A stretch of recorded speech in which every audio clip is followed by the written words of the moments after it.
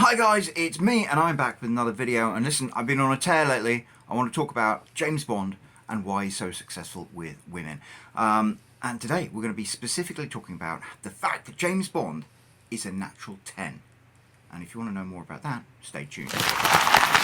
Hey guys, it's me, I am back with another video, and listen, I love talking about James Bond, why he's so successful with women, and potentially what guys can do to emulate some of that. It's a topic I find really fascinating because I am a romance author, so I know all about women's views on what is romantic and what is attractive, and I'm also a bartender, and so I have experienced and seen, like I've been there observing in nature how things actually play out between men and women. So I actually know a lot about this topic, and I know that people want to watch videos about it and learn about it.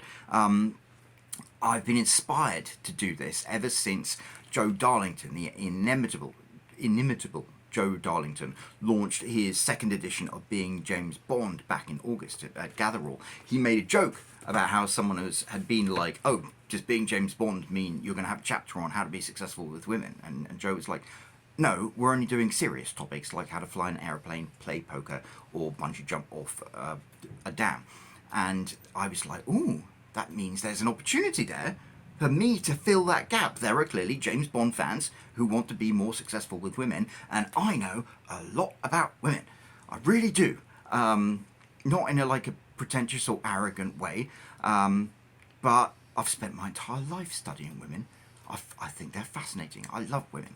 And when you say you love women, you don't just love women because of what women can do for you. You just love them esoterically as who they are, as these wonderful, complex creatures who are very much different to men. And one of the reasons why men are not successful with women and becoming increasingly less successful with women is because they approach women with the male mindset, whereas women think differently and operate differently and have different motivations. Yeah, it's why I always say, it's my favourite saying, it's not actually my favourite saying, it's one of my favourite sayings, is men are like dogs and women are like cats. And you have to approach it like that and realise that men and women, for the most part, are programmed differently. And if you understand the programming, then you can actually find a way to bridge that gap and make things happen. So, we're going to talk about that today. And before I go any further, if you enjoyed this video, if you like what I do, if you want to support me, if you want to buy me a pint, there is going to be a link down there where you can buy a copy of my book, High Point. You can buy it as an ebook, or you can buy an actual physical paperback edition delivered to anywhere in the United States only, I'm afraid, guys. But yeah, if you support what I do, click on that link, buy me a metaphorical pint. I would really appreciate it.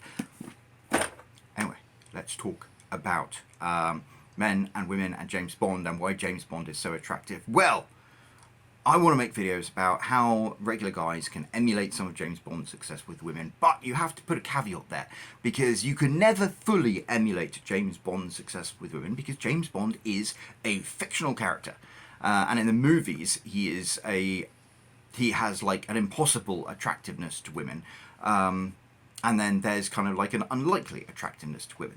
It's all based around the fact that the character of James Bond in the movies is ridiculously attractive. I mean, that's the conceit. He is a ridiculously attractive man. And I think he's more attractive, or the scriptwriters want him to come across as more attractive than even the actors playing him. I mean, I know all of the actors who played James Bond have been very attractive men. Pierce Brosnan. Like, GoldenEye Pierce Brosnan, hashtag no homo, but he was a beautiful man. Sean Connery just had this predatory presence about him. George Lazenby was a former model and he had that swagger. Roger Moore just had this presence. Daniel Craig looks like a potato, but he has that incredible physique. And Timothy Dalton has a jacket that's really cool in The Living Daylights. And anyway, even if you roll them all up into a ball together with Pierce Brosnan's looks and Daniel Craig's body and Roger Moore's charisma and Sean Connery's animal presence, you still wouldn't have somebody who who is attractive as the scripts of the James Bond movies make him out to be. And some of this is just ridiculous, especially during like the Roger Moore period. You know, in The Spy Who Loved Me, he went to Cairo to meet a contact, and he walked in and the contact wasn't there, but there was a woman there who I think was meant to be his wife, and like immediately James Bond starts kissing her, and then someone tries to shoot him and she's like no, and sacrifices herself to save James Bond. And I'm like, that's an unrealistic expectation of a male and female interaction. In Moonraker, the movie that followed, you know, he went to Rio, and the woman showing us his room was showing him the cocktail bar and everything, and then he's like, what do you do in Rio if you don't samba? And she jumps into bed with him. It's like, that's an unrealistic expectation of things. But in the James Bond films, there are what might seem like unlikely scenarios that actually track if you are a person who is as attractive as James Bond. Case in point, Quantum of Solace. There's a character called Strawberry Fields, and she meets James Bond, and she's like, no, we're going to have no funny business, Mr. Bond, I know your reputation. And then shortly afterwards, she's in bed with him. And that actually, based on my understanding of women and my experience observing them in the field, is an entirely realistic scenario. That is something that I could actually see happening if you are a 10. So the scriptwriters write James Bond as being a 10. And when I say 10, what I mean is like a super, super attractive guy. And we need to talk about that. And we need to talk about how women work and how women judge men in terms of attractiveness. Because it's a really fascinating one. Yeah, men and women think differently. And what makes us human beings is that we have evolved above our animal instincts. You know, we are, at the end of the day, monkeys. You know, and monkeys have instincts. Like if you're a male monkey, you want to mate with as many female monkeys as possible and make your offspring, as many offspring as possible. And if you're a female monkey, you want to find like the most genetically perfect specimen you can, or somebody who will a genetically good specimen who will give you all the support you need to raise your offspring, and you decide you will have offspring with them. So there is programmed into you at a biological level an intrinsic difference between the way men and women approach sex. Men will basically, if they find a woman attractive, they would want to have sex with her. And because we are human beings and we have evolved above our animal instincts, we've invented architecture and music and religion, we as men know that, you know, if we find a woman attractive but we're married, we can choose not to pursue that, or there are many men who do choose to pursue that, and there are many men who decide to pursue that ethically in non-monogamy. That's fine. But as a woman, yeah, at the instinctual animal level, when you look at people you want to have sex with, it's different than being a man. As a man, as a male, you can mate with as many different females as you want, and impregnate as many of them and give as many offspring a chance to exist in the world as possible. That is your biological drive. Your biological drive is to mate. And we as human beings have evolved beyond that, and if we mate, we also want to protect and look after and nurture our offspring. And that's actually not a human trait. That's that's very, very common among animals. All I need to do is look out of the window at our beautiful lake we have here, and we have a bunch of Canada geese who come around there, and every year I watch the Canada geese like break off into little family units, and normally what you have is a male Canada goose and a female Canada goose, and they mate, she lays eggs and he guards the eggs, and then the babies hatch, and they both teach the babies how to swim and raise the babies together. And sometimes, you know, often you'll see like a male and a female goose and their babies. Other times you'll see like a male and a female goose and another male and a female goose, and they'll get together and they'll create like this polycule or whatever. And sometimes you'll see a male goose with two female geese. It doesn't really work the other way around, but yeah, they have many different relationship forms and familial forms, but the two drives in men are have as many offspring as possible, and then find a woman whose offspring you want to nurture and raise and be responsible for, and that's what you should. That is, you know, a father's purpose. But it's very simple, and generally what it is if you find a woman attractive, you want to have sex with her. It's a very, very simple thing. Simple. That's why men are like dogs. But with women, it's a more complicated thing, because as a woman, you're the one who has the baby. And so obviously you don't want to get knocked up when it is not convenient for you to get knocked up, when you don't have the opportunity to raise a baby in an environment that is suitable for raising a baby. So that's one reason why you might not want to have sex. And you also, if you are going to have sex, you want to have sex with the best, with either the best genetic specimen you can possibly find, so your offspring are as genetically advantaged as possible, or somebody who has like the resources and the attitude to be a good provider and help you raise these offspring together. I mean, obviously you can get, those are the two real things that in the animal kingdom you're looking for, is either genetically perfect specimen or somebody who's going to be a good provider. And obviously as human beings we've evolved beyond that. We have birth control now. If you look at how Tinder works, you know, there are plenty of women who just go out there to have sex because they enjoy sex and they don't want to have children. They don't have to have children. And that again is an example of how we have raised ourselves above our animal instincts. However, what these things still exist in our subconscious, and what they drive is who we find attractive, who we find sexually attractive. And men, because instinctually they just want to put their offspring out there, tend to find an awful lot of women sexually attractive. An awful lot of women are as attractive enough that they would want to have sex with them. Whereas with women it is not the same. As I said, women want to instinctually, females want to have babies with somebody who is a genetically perfect specimen or a really good provider. And really it's the genetically perfect specimen that like makes a female excited. It's like, that is a genetically perfect specimen. I want him to give me his DNA so I can raise the most perfect babies possible. So that is not most men. Most women, or many women, men find attractive. There are only a tiny, tiny subset of men who women find like immediately sexually desirable, but they do exist. And if you think I'm just pulling all of this out of my arse, I'm not actually. I can prove it with this little chart that I'm going to try and put up there. So OkCupid did a survey, and they asked men to rate the attractiveness of women, and they asked women to rate the attractiveness of men. And what this chart means is like how many, what percentage fall into this particular bracket. And I think what happened is they got shown pictures of women and they rated them out of 10.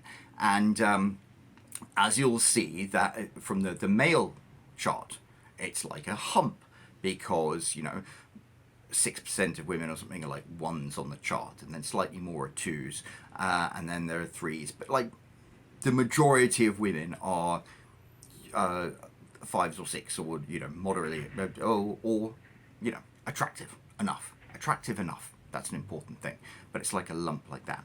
But then you look at women, and when they were shown pictures of men and swiped them out of attractiveness, look what happened.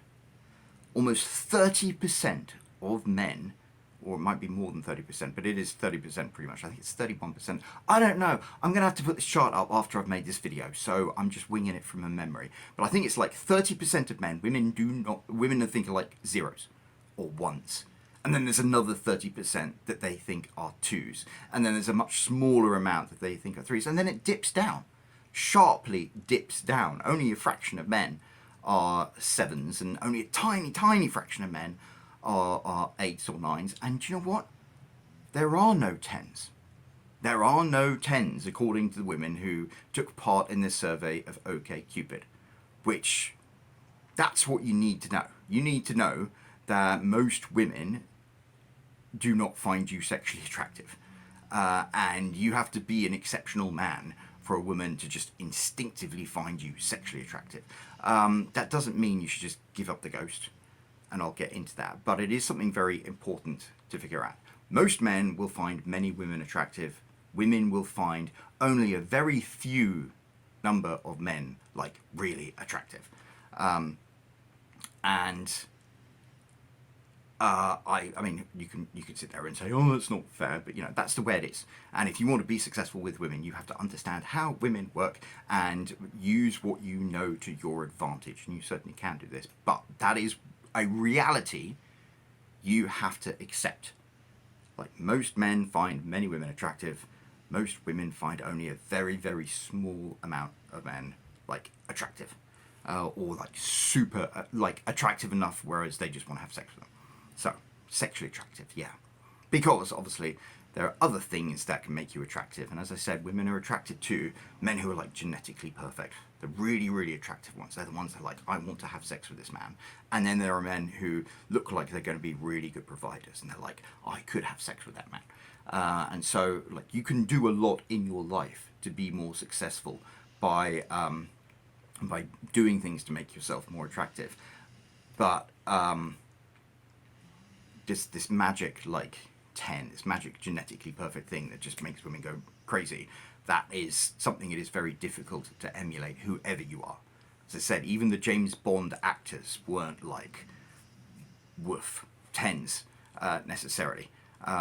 The OK Cupid charts show that women don't believe 10s actually exist. And if you want to know more about how this works, and a bitter pill you as a man should understand is they did a survey recently and asked single people, I think under 45, they are single men and single women, are you sexually active? And 70% of single women under 45 said they were sexually active. And 30% of men under 45 said they were sexually active. So 70% of women were having sex with 30% of men. And the math don't math, right?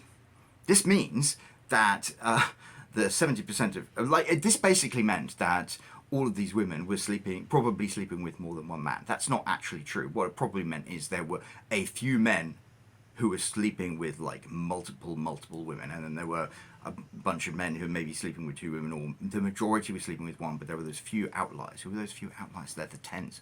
Well, not the 10s, but they're like the really attractive men. Really attractive men on Tinder. It's absurd. And they did another study about this in which they had the same comments, the same opening messages attached to a fake profile for like a super attractive guy and a regular guy. And they tried out some outrageous and offensive and explicit messages. And if the profile was for a man who was like super attractive, women were into it. Women were laughing and joking and getting very sexual very quickly. Whereas if the men just looked like average men in their profiles, women found it unattractive, and some of them like blocked them and reported them and stuff like that. So being a really attractive man changes how women interact with you. And that's what you have to understand about James Bond and trying to emulate James Bond's attractiveness to women. It's pretty much impossible, because James Bond as a fictional character is written to be a 10, or like a really attractive man. And so women are attracted to him instantly, instinctively, and there are women who, like Strawberry Fields, who objectively know that he's no good, but women, they're like cats. You ever seen a cat sitting there on a shelf, and there's something just like, I don't know, a vase or something, and they just go, just pushed over the edge, just to watch it fall. Women are like that, especially intelligent women. The more intelligent women are, the more they find themselves falling for this. They see a man and they're like, I'm not going to fall for that man, but they see a man who has a reputation, a man who's very attractive, and they tell themselves they're not going to fall for him. But many of them do. Many of them do, and I've witnessed this many times. Yeah, you might think I'm talking out of my arse, even though I've quoted some real studies. But my final piece of evidence about how women treat men differently is a guy I used to work with. Yeah, actually it was like 2 years ago. I was short on cash, so I got back into the bartending game, and I spent about a year bartending. And I'm a bloody good bartender, by the way. And I worked with this guy called John. It's very unlikely. The light just went off if you wonder why they pick up this thing. It's very unlikely John is watching my YouTube videos, but I don't think he'd mind me saying this. Anyway, I work with a bartender called John. And John, no homo, hashtag, was a spectacularly attractive man. He was like 6'3", 6'4". He went to the gym, so he had this beautiful physique. He had this incredible like jawline. He had this gorgeous like brown hair. His biceps were swollen. He wore like shirts that revealed his chiseled chest. And then as a bartender, he was excellent, and he took real pride in all of the cocktails that he made. And yeah, it was quite humbling, because I'm a bloody good bartender, but I'm a workman. You know, I get my shit done. He used bartending like a craft, and as I said in my video about the reasons women find James Bond attractive, competence was one of them. And like, he matched his incredible good looks with competence in something, and he basically had a stage. He always would say that half of the bar is mine, and he'd like shoo you out of it, and then he would perform for women all night, and he would have women throwing themselves at him, and I witnessed it. They would be throwing themselves at him, and he would have to reject them. I remember one time I was serving in that part of the bar another night, and a very attractive woman comes up, and we start chatting, and you know, I got the banter, I'm not going to lie. So she and I got quite friendly, and then she said, "Does that bartender John still work here?" And I was like, "Oh, John." She was like, "Yeah." I remember first night I met him, I said, "Hey, if you come to the bathroom with me right now, I'll give you a blowjob." And I was like, "Do you want to order a drink?" I don't know. I didn't quite know how to take that, because she just came out with it. She was a regular, and she was quite blunt about things. But anyway, it demonstrated to me that if you are a super attractive guy, women will literally throw themselves at you because they are instinctively attracted to you. There are women who will make an effort to sleep with you in ways that they wouldn't for like a regular guy. And so I understand when I watch the movies that James Bond is meant to be as attractive as this bartender guy, John, probably more so. And that's why women throw themselves at him. And that's why he has no problem talking women into bed. Is because he is a super, super attractive guy. And when you are at that level of attractiveness, your situation with women is going to be different. And women will literally throw themselves at you. And unfortunately, most of us men are never going to have this problem. But it is worth understanding that this is how James Bond is written, and this is how he is represented. And if you want to emulate James Bond, you have to face the blunt reality that the advantage James Bond has in his interactions with women is not an advantage you have. You will have to compensate in other ways. Yeah, James Bond is a natural 10. But if you are not a natural 10, what can you do? Well, I'll tell you what. I will tell you what, my friends. Yeah, this guy John, this beautiful handsome. I remember when I met him, I was like, that guy looks like one of the models on the front of one of my romance novels. Like, yeah, ridiculously attractive guy. Women threw themselves at him. But I will tell you, I worked in that bar for a year, and there was never a Friday or a Saturday night that if I had wanted to, I could not have gone home with a girl. There were a couple of women who like. I got asked by women to go back home with them on a regular basis, and as I said, we are evolved from our animal instincts. And yeah, these women were lovely, but obviously I'm married, and also I had to spend an hour cleaning the bar, and then I had to drive home, and I'm tired. I'm so tired. So yeah. I didn't pursue any of those opportunities, but those opportunities were given to me on a regular basis, and that's because women are like cats. Women are very complex creatures, and what will inspire a woman to want to have sex with you or want to have a relationship with you is much more complex than just how attractive you are. If you are super attractive, if you're James Bond level attractive, if you are a natural 10, then women will throw themselves at you, and you don't need to be watching YouTube videos like this. But if you are not a natural 10, if you're just a regular human being and you want to be more successful with women, there are ways that you can become more successful with women. And I mean, you look at me, I'm not necessarily anything to write home about, but I have always had women who are interested in me, and I've always had a lot of friends who are women, and yeah, it's because women are much more sophisticated than men,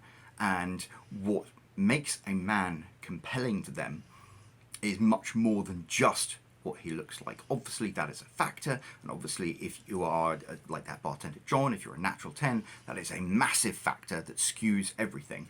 But for the rest of us mortal men, there are many other things that can make you attractive to a woman, and the right combination of those can definitely increase your success with women and make you a mini James Bond. Maybe not like that bartender John, maybe not like Pierce Brosnan, but you could be a mini Bond, and you can absolutely transform your relationships with women and your success with women in a romantic or sexual way. So that's my video for today. Let me know what you thought about it. Did you enjoy this video? Did you learn something? Should I continue making videos about James Bond and his relationship with women? If so, let me know in a comment down below. I'd really enjoy doing it, I have to admit. I would like to continue doing it, so hopefully, pretty please, someone will leave a comment. And before I go, I just want to say, if you enjoy what I do and you want to buy me a pint, buy a copy of my book instead. There's a link down below. Click on that. You can buy an ebook version, or you can buy an actual paperback. It's a really good, this one is a really good book. I'm very proud of this one. It's, if you like Clive Cussler, if you like sea adventures, and if you like explicit sex and explosions and machine guns and stuff like that, then you will probably really enjoy reading this book, and it would be a great source of pride to me if somebody bought this book and read it and left a review and said they liked it. So yeah, if you want to support me, click on that link below, buy a copy of my book. I would really, really appreciate it.